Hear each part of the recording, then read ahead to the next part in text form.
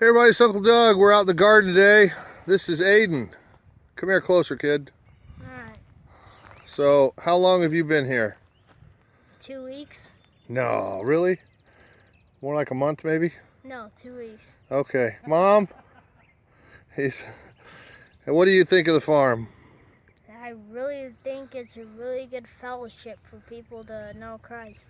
Right on. And you enjoy the animals and Yeah. helping riding the tractor and everything? Yep. What are we doing up here today? We're gonna build a fence for the mini horses. Okay. But this is for the garden up here, right? Yes. Yeah. And can you explain to me what we did with the fence to keep the rabbits out? We put garden snakes there so they think it's actually snakes, but it's not. So they would just jump away. Yeah. Cut little pieces of green hose and leave them laying around. Yeah. And we also we have this rabbit fence that is more narrow at the bottom. Down here, if you can see that, and then the holes get bigger as they go up. But we also put chicken wire down here at the bottom, didn't we? Yes, we did. So that it sticks out about a foot. Yeah. And then we'll bury that, so when the rabbits try to dig under the fence, they'll hit the chicken wire and they won't like it. Maybe they'll give up. So this is about a 100-foot by 25-foot section that we're working on today. Yep. Got the crew up putting the fence up, and then we're gonna spread out the mulch and be ready to garden here pretty soon. That would be nice. I wonder what it would look like when we have all the plants growing. Yeah, it's getting close. Spring is coming. Yeah. The trees are starting to get pretty, and the grass is starting to come out. There's a pretty tree right there. And big fans we took out of a greenhouse. Not sure what to do with. Maybe make wind power out of them, or use for our greenhouse. And anyway, anything you want to tell everybody? So our farm is about a community where we have like meetings a lot. Like almost every week we have meetings that we can have fellowship and things like that, and people come to the farm so they can see the animals and have fellowship with other people. Right on, right on. Well, there's Daniel. He's from New Zealand. Yeah. Here for 3 months and hopefully longer. And anyway, more soon. Bye-bye. Hey everybody, we're out today with Daniel from New Zealand. Hi. And Chris from around here somewhere. And there's Aaron from California. Hey. And we're putting up some fences. We got a whole bunch of this field fence donated in great big rolls. A property west of here that was getting cleaned up, 100 and some acres, and they paid a guy to get rid of all this, and he gave it to us. And we're getting rid of the electric fences and putting up these better field fences. Some nailed to trees, some to T-posts. We're putting gates in so we can get the animals up here on pasture, and we won't have to keep feeding them hay, because we've got lots of grazing area, but the electric fences weren't working to keep the goats in. And we can't have them running out in the road and stuff.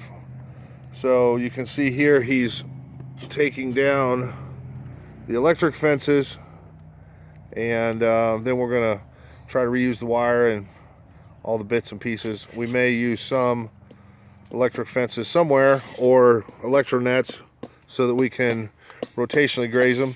But there's some places, like right here, I don't know if you can see it, but there's a barbed wire fence that was already here that's old, but intact, and we're going to connect to it so we don't have as much fencing to put up, and we can recycle what's already here.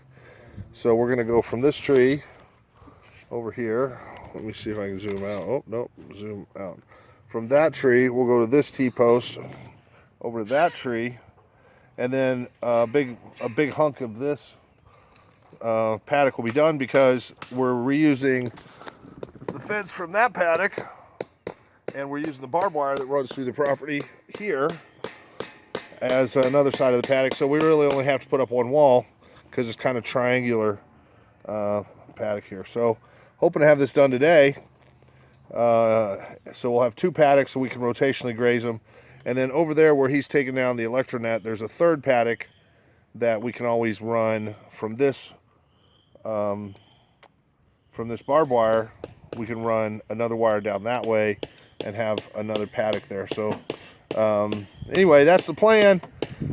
God bless you. Thanks for watching. More later. Bye. Hey guys, here we are back at the farm. It's getting really green out here.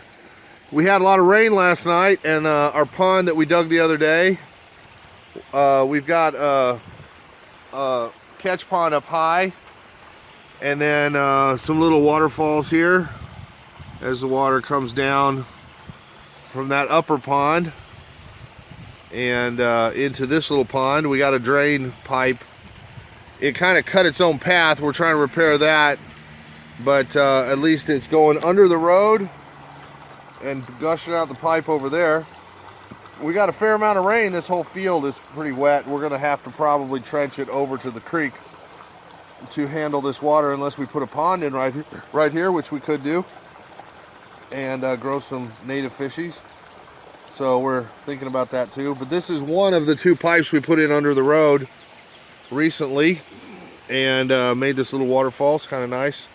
And we're gonna do some water plants that will help clarify it and eat the whatever piggy stuff or whatever's in it.